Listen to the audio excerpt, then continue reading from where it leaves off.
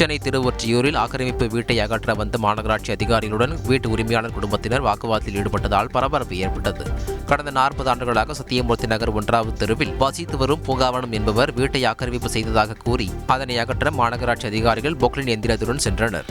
அப்போது இருதரப்புக்கும் இடையே வாக்குவாதம் ஏற்பட்ட நிலையில் போலீசார் தடுத்ததையும் மீறி பெண் ஒருவர் பொக்லின் எந்திரம் முன் நின்று ஆக்கிரமிப்பு அகற்றத்தை தடுத்து நிறுத்தினார். வீட்டில் வசித்தவர்கள் 1 வாரம் அவகாசம் கோரியதை அடுத்து அதிகாரிகள் அங்கிருந்து சென்றனர்.